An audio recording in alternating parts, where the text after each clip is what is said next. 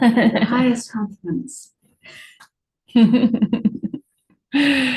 Okay, so yeah, another warm welcome to this retreat and this shared space of spiritual community that we're forging together. It's amazing what can happen during an online retreat. We've taught several together now. I've taught some with Ajahn Brahm too. It's even better when the teacher's sitting right next to me, or we're sitting next to each other, let's say, and can bring the energy, hopefully, of the monastery as well, so that you feel like you're here with us. And we can be alone and yet together.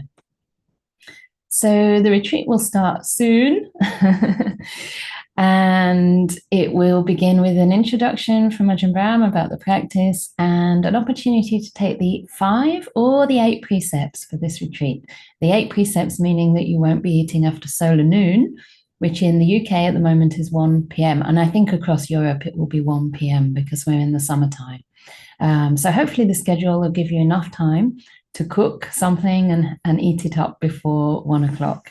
So if you want to do that, that will be supportive of your retreat. And we'll finish on Thursday at 5 p.m. So the schedule that you have is for every day up until the Thursday. And it will end with a teaching session by Ajahn Brahm, a blessing chanting by me, and an opportunity to share your experience with other participants in the small breakout rooms, which is often a really rewarding part of these retreats. So we designed the schedule to be spacious and give you a lot of opportunity for your own practice. So there will be several teaching sessions throughout the day, particularly the morning session from 8:30 till 10:30 every day. And then an afternoon guided meditation from 3 till 3:45, I believe. Sutta class from 4 till 5. And an opportunity to sit together in silence in the evening and ask your questions in the last session of the day to both of us. We are asking for full-time attendance where possible because it's simply the best way to get the most out of your retreat. Of course, you might have other errands to do. Some of you might be looking after sick parents or have your dogs to take on a walk. That's perfectly fine. If you have a doctor's appointment or something, you don't need to ask permission for that. We expect that you are adults, or at least grown-up children like us. And really it's you're mature enough to know for yourself what you need to do. But if you do try your best to attend the teaching sessions and to really make use of your individual practice time, you'll find that you get the best benefit. Sometimes the mind wants to go outward before it's really completed the whole retreat, thinking that it's not working or that you don't know how to meditate. Trust me, it works. Even if your mind is restless the whole time, you'll still find afterwards huge changes, huge benefits that start to seep into your everyday life over time. So try not to assess anything while you're actually in the middle of the retreat. So practicing on a home retreat is different from watching online talks because we are creating that shared space of spiritual community. And we have an opportunity to try and recreate the situations, the conditions that you would have in a real life retreat. So hopefully you have at least a room that you can be alone in. If you have family, maybe enlist their support and see if they can offer you your food, or at least try not to approach you with speech, but maybe write notes to each other instead. So try and carve out a place of solitude so you really are in your own little bubble in a sense. And that will allow you to delve deeply inside. Yeah, because every time we come outside into the world, we put on our kind of various masks, various social kind of personas, and it's harder to just be with ourselves and embrace ourselves as we are without having to show up for anybody else. So to support yourself in this process, please try to maintain the noble silence. And very importantly, this includes not using electronic devices, and especially your mobile phones, which seem to beckon us, don't they? They seem to kind of lure us in. So, and that also includes checking emails, Obviously, you have to have the link for this retreat, but you can kind of write it down somewhere or copy paste it. I don't know how that works into your browser or something. So you can simply click on it every day. You don't need to go into your emails for that. And that noble silence helps cultivate sense restraint, which in turn facilitates the quietening of the mind and the cultivation of inner happiness and peace. The senses pull us out, but we want to see if we can resist that temptation and turn within. So imagine that this Zoom room is like a virtual Dhamma hall. So in a Dhamma hall, we remain silent. That's why we have our settings on so that we can't talk to one another. And that even when we're together, we practice as though we're alone, and yet with that support, that warmth of companionship. So for the Q&A session, you will actually be sending your questions to Minori, who will change her name to Q&A Minori. So hopefully, as a host, she'll come up at the top of your screen and you'll send them to her, and she'll sort through them, organize them so we can read them easily and answer your questions. But there won't be any communication between one another. If you have any difficulty during this retreat, please write to one of the co-hosts, Minori, Jeff. You can write to Matthias, but he is doing the videoing, so he's probably best if you write to Jeff or Minori for that. And also, please do try to come early for the sessions. I know that after a while it feels like there's no need to come early, but it's really nice for the co-hosts if they can let you in all at once, like on the dot. That way they can close their eyes and also join in with the meditations and really give their attention to the teachings. So I have here a little schedule written out, but I think you have it yourself, and I've gone through the main teaching sessions, so you can always refer to it on your confirmation email, or you can write it out by hand like an old-fashioned person. I love to do that. Just write it out in pencil, and then that's the end of it. It's there whenever you need it. You don't have to go through a screen. A few more things about the Zoom settings. Just a few more minutes now. So you can choose to have your screen on the speaker view or the gallery view. So that means the little icons at the top. Can't see them on my own screen at the moment. View, it's called view, and it's got like 9 little dots. And there's a speaker view, which will mean that just myself and Ajahn Brahm show really big on your screen, and maybe a few other participants. Or if you feel like you want that sense of community and just to see one another, you can have it on a gallery view. So it really depends on what you find most supportive.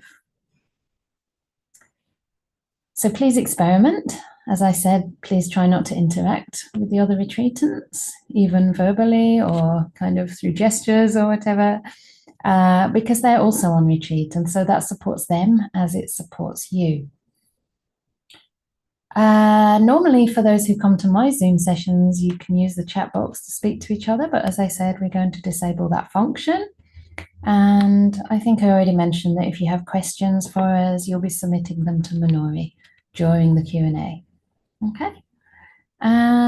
What else? Please keep those questions concise and related to your meditation practice. And also please keep them to one per person, because obviously we wouldn't get through everybody's question anyway. That's the supermarket delivery. Whoever sent that, thank you very much. So, yeah. Go around the garage, Anu. Anyway. So, yes, so please keep the questions related to your meditation practice and the subject of the talk and the subjects of the suttas as well. And as I said, one question per day at the max. And we might not always be able to get through everybody's questions, but we'll do our very best. And we'll be having the names of the questioners for our own purposes, just so we can try and make sure it's fair. Sometimes some people are much quicker in asking than others, so we'll try to make sure we get a good range of questions. So without any further ado, I would like to hand over to Ajahn Brahm, who has very wonderfully come over again to England to support us. And I just want to acknowledge how grateful and delighted we are to have you here, particularly this year, because this year we actually have something to show for the last 9 years of hard work on both our parts. Ajahn been unwaveringly, relentlessly supportive through all the ups and downs.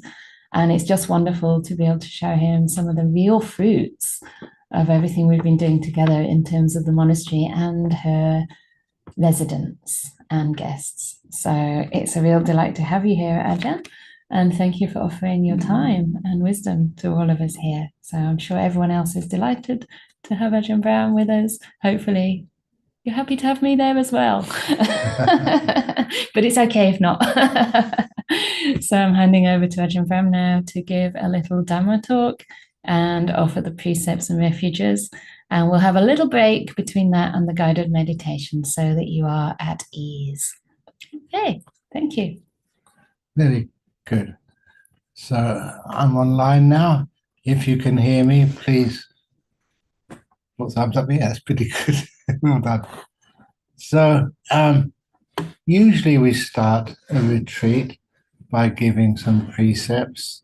We only do that in order to kind of emphasize that the precepts are a foundation for peace in one's meditation.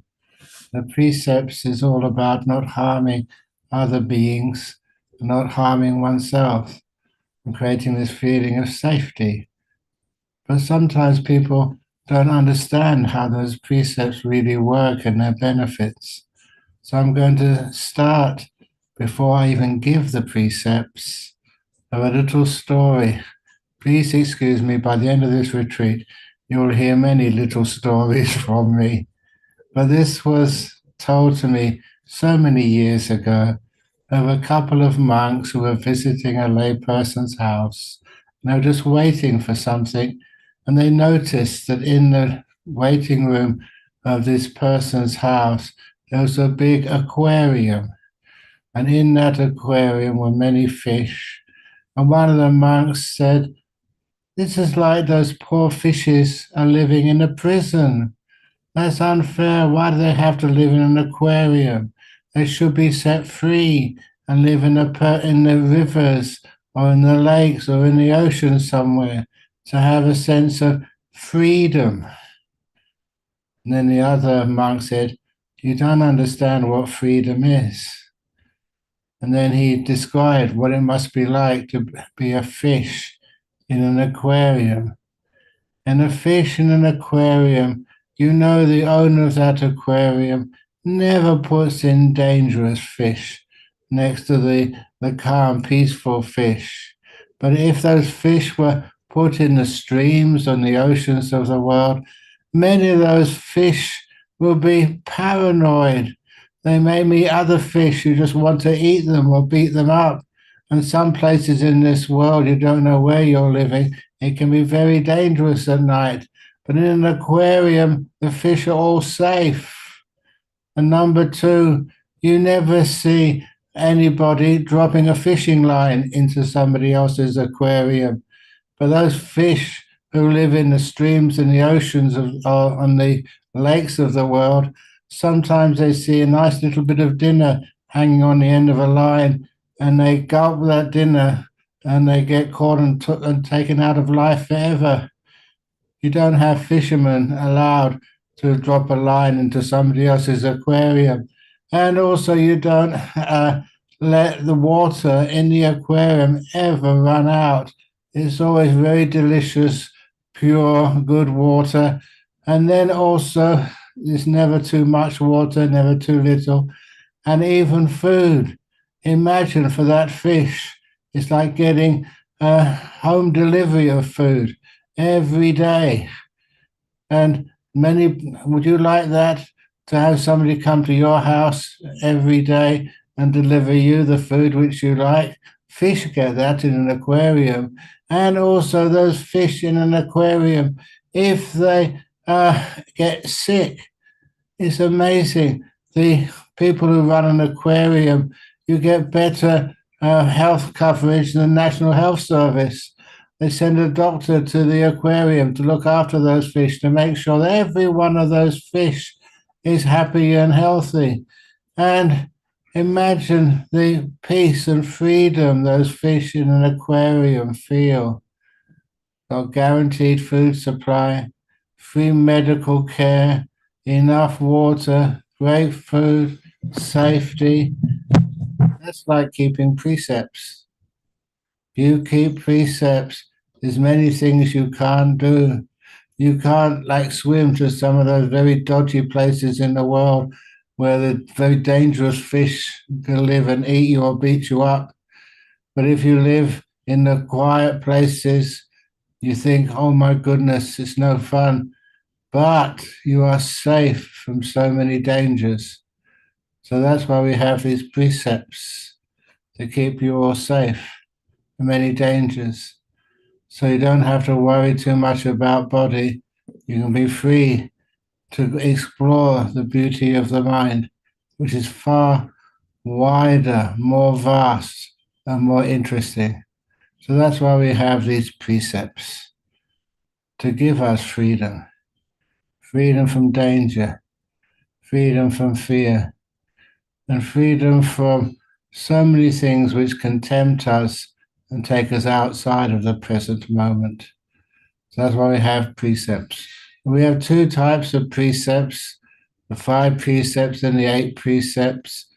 It doesn't really matter which one you want to take. I have to say, though, that sometimes people, I saw this over in Sri Lanka, oh, please excuse me, in one of those traditional Buddhist countries some years ago, when I asked somebody how many precepts they are keeping, and they said they were keeping 13 precepts.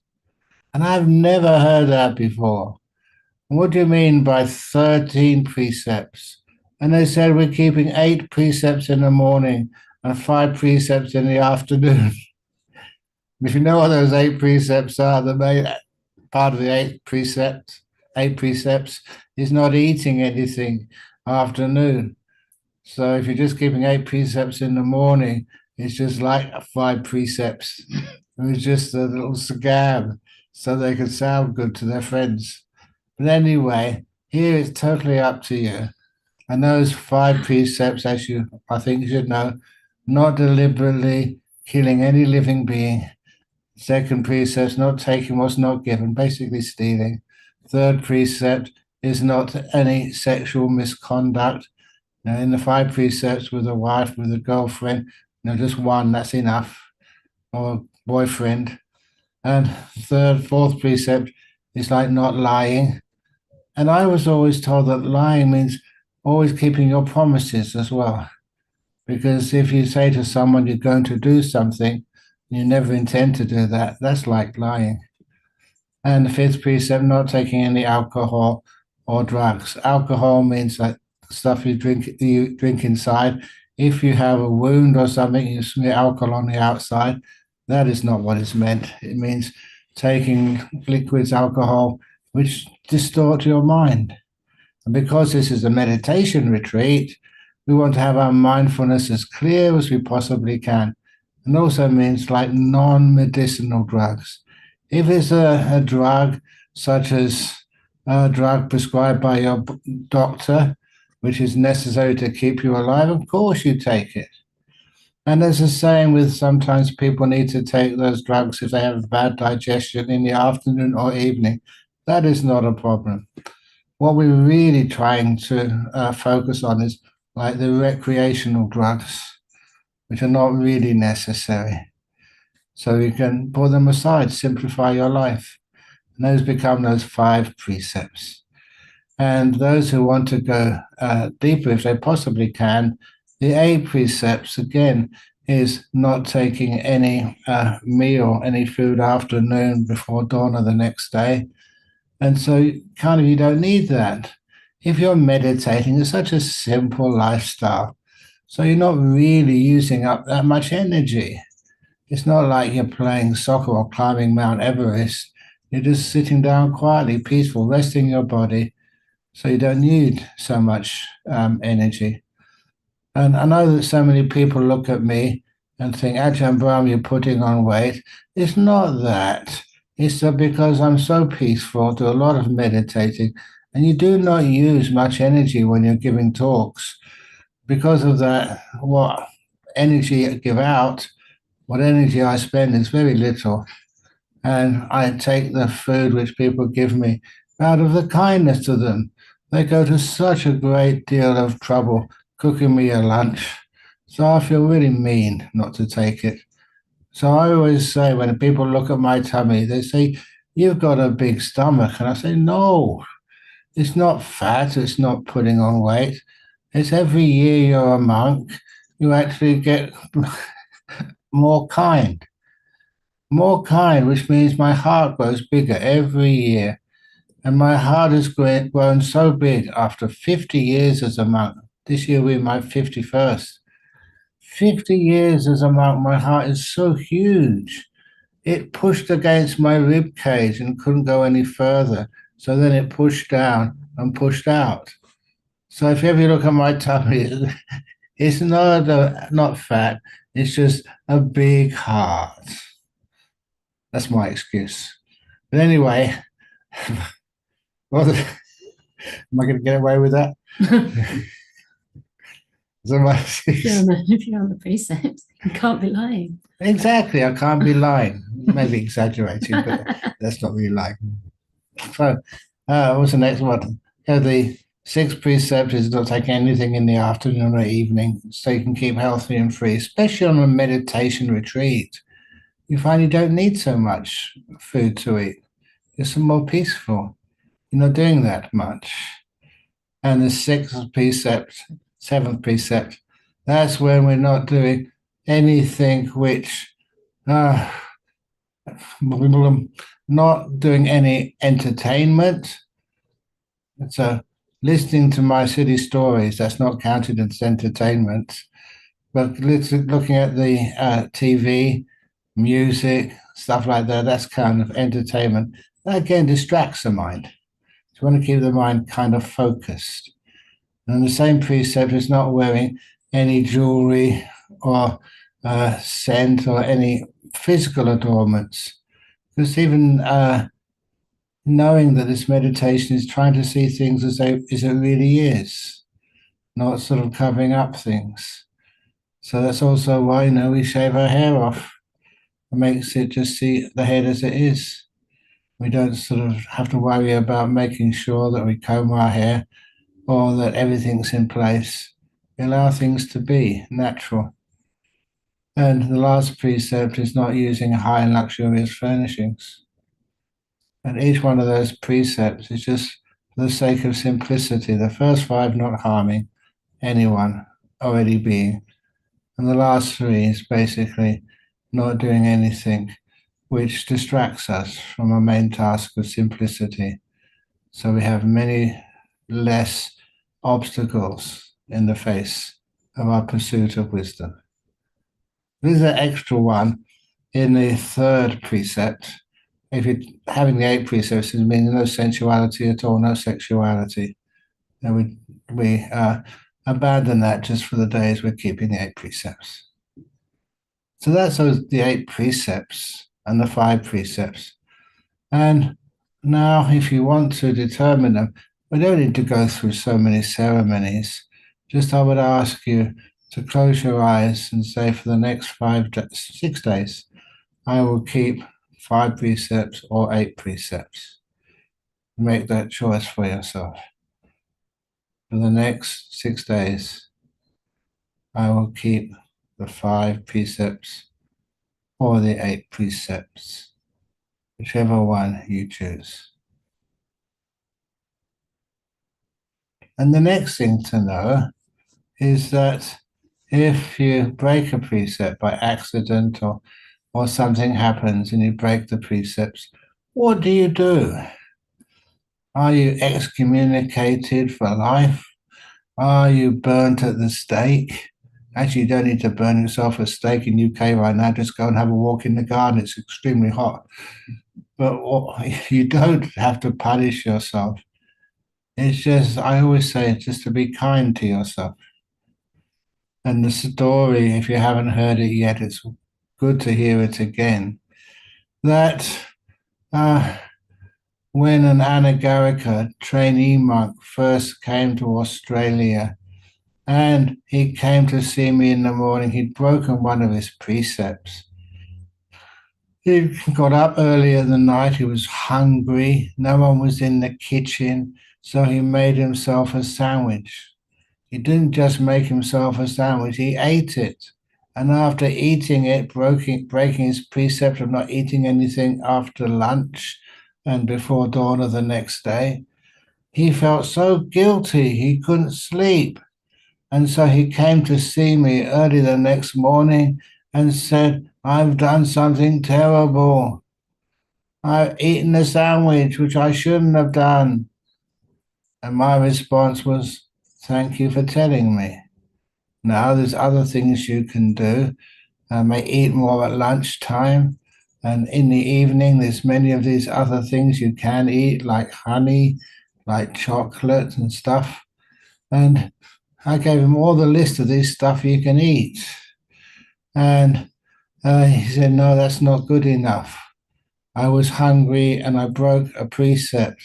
He said, I need to be punished. And it just so happened, this was in Australia. I've been reading a book about the history of Australia in the early days. And in those early days, my ancestors, the Brits, really sort of tortured those prisoners they sent over to Australia. If they did anything wrong, they would get out this whip and they would beat them so cruelly. It was called the Cat of Nine Tails. And so I said, well, you asked for it. You asked for a punishment. So I think it's appropriate. I will give you a traditional Australian punishment. 50 strokes of the cat. And honestly, I remember this because his face went whiter than his robes. He's wearing white robes. He really thought that I could do that. And then I told him in Buddhism what 50 strokes of the cat mean. Find a cat. We had 2 little cats, pet cats in the monastery. Find one of them, put it on your lap and give it 1 stroke, 2 strokes. To have 50 strokes of the cat meant 50 strokes of a beautiful little cat, and just to learn some kindness and compassion. That's what forgiveness is all about. That's what precepts are all about.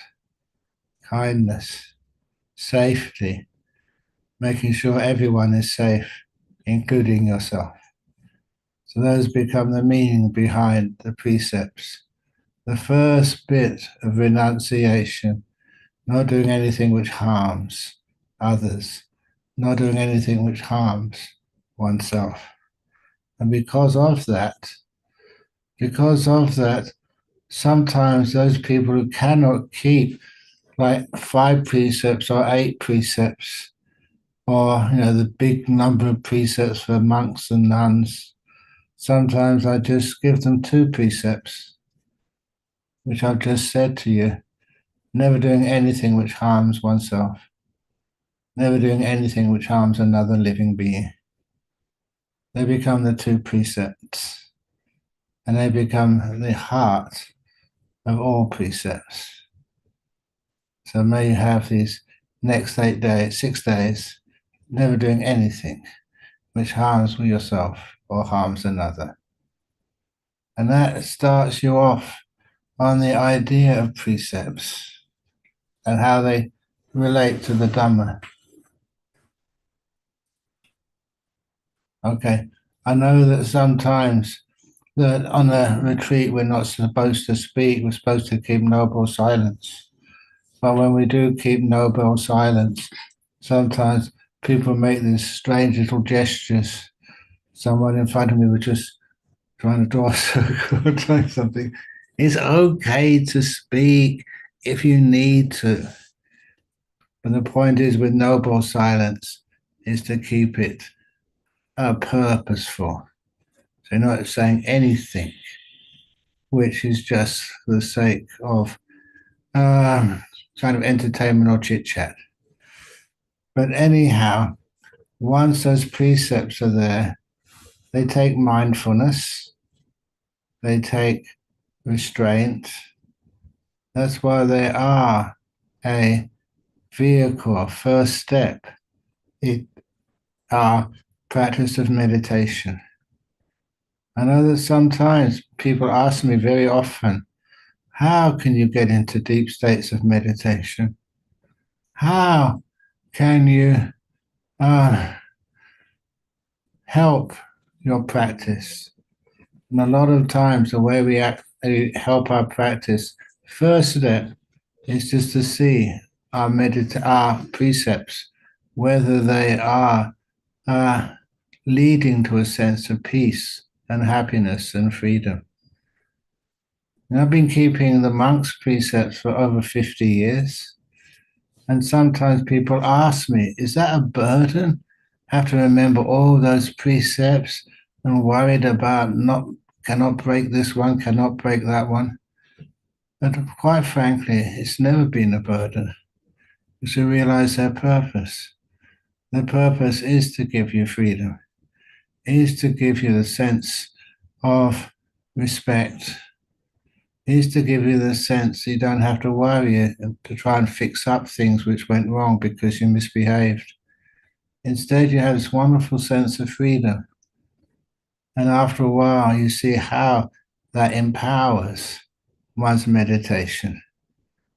Later on in one of my talks, I hope to mention things like the nimittas, these lights which appear in the mind during meditation. And to mention to you the story of one of the disciples. He was from Malaysia, and he was also looking after me during a retreat as what they call my attendant. And when I mentioned to him that sometimes when your five senses start to disappear and you start to see these beautiful lights in the mind, sometimes those lights look like a dirty rag. And then afterwards, he came to see me really concerned. He said, every time I see these lights in the mind, they look like a dirty rag. And so straight away I said, what have you been doing? Have you been keeping your precepts? And he put his head down and said, that's the point, I haven't. And he had that experience. So I told him how to keep his precepts much better. And I must admit, I've always got to be honest, I told him how to keep his lights and nimittas and deep meditation, even though he's made a couple of mistakes. I'll just mention this now quickly, that if you do see in the meditation, as the mind gets very peaceful and still and bright, like your mind like a dirty rag, there's always one part of that little vision, that little experience of a rag in your mind. There's always one part which looks less ugly, less soiled, more beautiful than the other. And you always tend to go to the most beautiful part of that dirty rag, the cleanest part, and then go into the cleanest part of the cleanest. You zoom in to the ever more clean and beautiful part. And that means you can actually find your way into a beautiful, clean, pure nimitta. I don't know if I should have told you that, but I can't resist that because it worked for him. Even though it was a dirty nimitta, with some advice, a bit more effort, a bit more, not effort, but a bit more wisdom, he could turn it into a beautiful one, and that helped his meditation enormously. But anyway, those precepts, they make it easier for meditation to become natural. Because in this retreat, which both Ajahn Brahm and I will be teaching, you will find that the way to deep meditation is never through willpower. Willpower, it just makes your sense of self more strong rather than allowing it to become disappearing. So the sense of self kind of vanishes. When there's nothing in the way, no desires to disrupt the meditation, then you find it so easy, so peaceful, and so joyful, which is the other part of meditation I wanted to not embellish, but emphasize. I've got to be very careful with English, because if I say which I want to stress. There's no stress in meditation. It's like emphasize, focus on, make sure that people see it clearly. That if one can develop just not the willpower, but the wisdom power, you find the meditation gets so much easier and so much more successful. I don't know about you, but for years I was always trying to make my mind peaceful and still through just striving, through force. A good example of that sometimes I was told always keep on things like the breathing. I remember many times you'd be sitting down and the breath would come up and then the mind would wander away.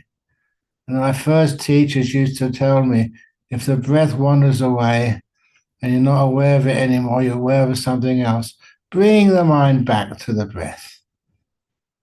And then many times, actually about 5 or 6 years, I think, I kept bringing the mind back to the breath, and it'd go off again, bring it back to the breath, go off again, bring it back to the breath, go off again, bring it back to the breath.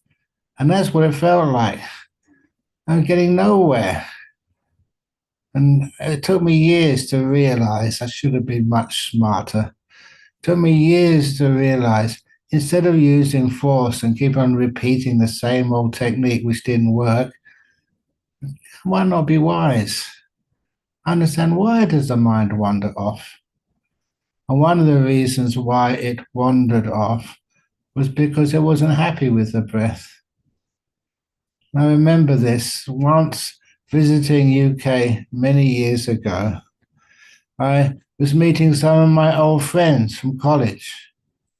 And one of the friends who I was meeting, he was a very good friend. And I met him at Victoria Coach Station. I came in I was a monk at the time, meeting another friend. And I got off the bus and saw him waiting for me. So, shook his hand, gave him a big hug, and then said, "Nice to see you again, Flash." Flash was his nickname at college. He was dressed in a very expensive suit. He said, please, don't call me Flash, which was his nickname. But the reason he got that nickname, his real name was Harry, or Harold. And when we were at college together, a party which I held in my room, that he went out to the toilet and, please excuse me, he forgot to put his trousers back on when he came back. In other words, he came back half naked. He had too much alcohol. And so at that time, his name was Harry, and now he got the nickname Flash Harry. And that was just a silly thing you do as a student when you're growing up. And so, don't call me Flash. And he became one of the head actuaries, like an accountant, but high-end accountant in Europe. And he said, if they found out what my real name is, then I'd be sacked or something. I said, no, they won't sack. It was years ago, and he'd become a really good person since that time. But nevertheless, if any person does anything which is a little bit sort of improper, please laugh at it, give yourself kindness, and don't do it again. That's all that's necessary. Don't be ashamed. And anyway, the reason I mentioned him was I hadn't seen him for years, and that's a sort of nice relationship we had together.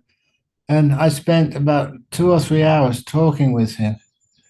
And I had to go off to the Thai temple to give a talk, and I took him along with me. We couldn't kind of separate. And it was a wonderful experience. How come that, at the very end, all the people were gathered for the talk in the Thai temple in Wimbledon. And eventually they said, well, you have to give the talk now. So I said, look, Harry, you better go now. I've got to give a talk. How easy it was to maintain my attention on a really good friend. and how hard it was to keep my attention on my breath. And I realized the reason why was my breath. I was trying to control it. I was trying to make it stay with me. It would rebel and go somewhere else, and I had to chase after it. But now you realize the way to have sustain attention on something like the breathing would be to befriend it. And make sure you have this lovely relationship with your own breathing. And that's eventually what you did. And so now, especially in this time of my monastic life, I just give many, many talks, many places throughout the world. And sometimes, when I can rest, relax, and my breath comes to me, it's like, hi, breath. It's really good to see you again. I'm not exaggerating. You see it, and just the mind lifts up, and you hang out together. You chill out together. I use the word chill out because the mind gets very cool. You don't struggle to stay with your breathing. Just the breathing is your natural friend. And you get very, very peaceful that way. So this is some of the teachings which you'll get here over the next 6 days. Just how you can develop deep meditation by knowing the causes. And the causes is not willpower. The causes is just the wisdom power. The wisdom power befriending your breath, realizing the benefits, befriending precepts, recognizing the benefits, befriending silence, recognizing the benefits. Silence is a jewel. I often used to say that the old saying that silence is golden. And if ever you look in the newspapers, the price of gold keeps going up. That silence is golden. Silence gets more valuable every year. It's one of the reasons why it's beautiful staying in Anukampa Grove up here in Boar's Hill in Oxford. It's a peaceful place.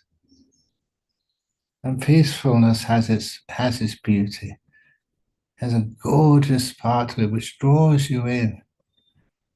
And sometimes you just need to just sit and just enjoy the silence. And the silence gets so golden, so beautiful. The mind naturally becomes very, very, very peaceful. And I think that's what you're going to experience over the next few days. You don't need, honestly, to do anything. Just allow peace in. Allow the stillness to take residence in your mind and enjoy the joy and happiness of it. The joy and happiness is also an important part of the process. After a while, when you're sitting comfortably, your body does get very, very happy, delightful. When I do a guided meditation, I'll point that out, that when you are relaxing your body, you pause to feel what it's like being so relaxed. And when it's so relaxed, it does feel joy. I'm an old man, 74 in a couple of months.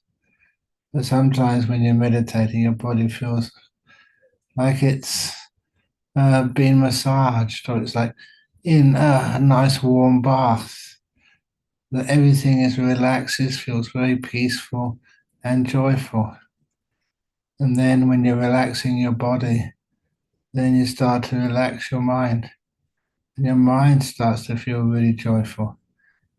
At first I thought this was weird, but that joy is so precious, so important to the path of meditation, because this is just the start of the joy which occurs in meditation. And soon the joy and the happiness get so strong, it so dominates, and the feelings in the body just tend to disappear. So seeing, hearing, smelling, tasting, and touching vanish. And you're in the world of the mind, which is gorgeous. And hopefully you get into those states. If not this time, the next time. And if ever you do get into these deep meditations, please don't be afraid. There's only very, very, very positive things happen. But surely, is it all positive? Is there any negative? And if you haven't heard me say this before, yes, there is a negative part of getting into the deep meditations. If you really get into the deep meditations often, you will lose your hair. Welcome to monastic life. So it's worth it. You just the best thing you ever did. And nevertheless, that's what the meditation will eventually do. And this is how the precepts lead to that meditation. And this is one of the reasons why we teach these things, to see other people, each one of you. And don't think this is too deep. I'm only a beginner. There's so many beginners I've taught. It really has blown my mind. It's really actually amazing they can get into such deep meditation. I'll just tell the story. That's the last story, and then we'll break for a little bit of what's it called, exercise before we start the guided meditation. This man, he turned up on one of my residential meditation retreats. I'd never seen him before, and he came. It's a hot season, or rather the summertime in Australia, and he came dressed in traditional Australian dress, which was a pair of plastic thongs, a shorts, a dirty t-shirt, and lots of tattoos. That's called traditional Australian dress. And anyhow, that when I saw him, I was hanging around the registration desk, and then I looked at him and said, "I think, sir, you're in the wrong place, because just down the road, about 6 kilometers to the east, there was a prison." And I said, "If you're trying to visit some of your friends in the prison, they're not here." And I realized I was judging him. I was being stupid. I got kind of punished by what happened later on, afterwards. But when I saw him, then I thought, "You're in the wrong place." He said, "No, look at the list. My name is registered. I'm coming on your retreat." And he was the last person I would expect would be able to come on my retreat and even last the 9 days. Anyhow, he joined. And of course, I tell this story because a few days later in one of the interviews, I was sitting in front of him and he was discussing his experiences in meditation. I love telling this story because it's not that because I made a big mistake to begin with, but just what happened. He was experiencing these beautiful jhanas. And the last person I expected could do that. But he was blissing out. And from that time on, I will never judge anyone. Each one of you has the possibility. I'm not saying you all will, otherwise you'll sue Ajahn if it doesn't happen for you. Would you? No, they'll sue you. Sue you? That was Sue you. They'll sue sue me? you. Yeah. No, I'm leaving the country on Monday. So anyhow, anyway, it does still get very deep meditations and beautiful meditations anyway. And of course, what did he do afterwards? He said it's changed his life. When people come up to me and say that, they say, that your teachings have changed my life, I always ask them another question: for the better or for the worse? And they always say for the better, thank goodness. So anyway, this is a little introduction on what can happen. I know one day, I kind of always understand one day it will. And you need to know just what this mind is capable of, what's possible. So when these things do happen, please, please, please don't get afraid. You know, these going to places you've never been before. Joys and happinesses and freedoms which you've never experienced before, which you thought weren't possible for you. They are. And every now and again, someone comes up and says, Ajahn Brahm, I just got into this really deep meditation. It's changed my life. Imagine how I feel. Imagine how you feel. It's possible. So, best of luck. Okay. Thank you for a beautiful talk. Okay. So lovely to hear all about virtue and how it supports the practice to its depth. So we'll have a little break of 10 minutes. I'll meet back here in 10 minutes' time. But please don't, one thing I should have said in the beginning actually is please don't leave the meeting, because then we have to readmit you later on. So please stay logged in, and that goes for the afternoon as well. If you want, you can stay logged in all day. That's fine too. But otherwise, yeah, you can maybe log out after this and come back in promptly before 3. So yeah, that just makes it easier for our co-hosts, so they don't have to admit you again. All right, I'll see you soon. Bye.